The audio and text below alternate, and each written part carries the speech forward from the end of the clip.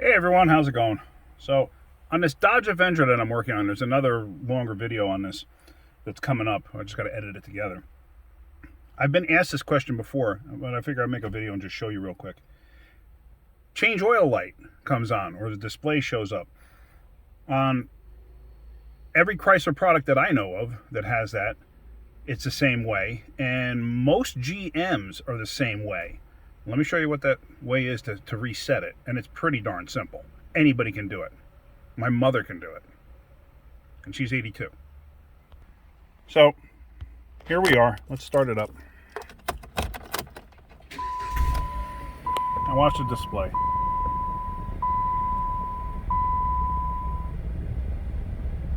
It'll say low tire first.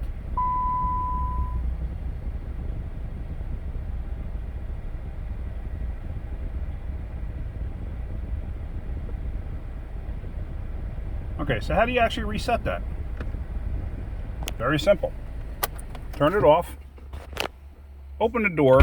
You don't necessarily have to. I always do, just to shut everything down. Take your key and put it into the on position, run position. If you have a push start, the push button, don't have your foot on the brake. Press the button twice so the car is in run mode. The engine won't start. But like I said, you do not want to start the engine.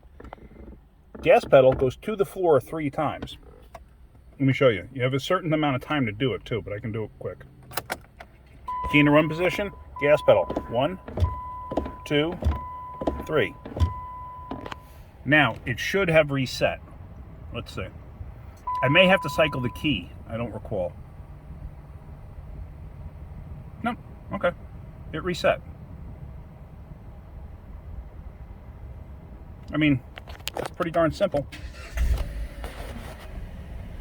It don't get any easier than that. So, just figured I'd show you. Anyway, all right. Look forward to the video on this coming up with a misfire, and it's also about protecting yourself when you buy a car. Anyway, that's it. All right, guys. Hope you're getting something out of my videos. If you are, hit that like button. If you could, please subscribe. All right, guys. Have a great day. Keep wrenching.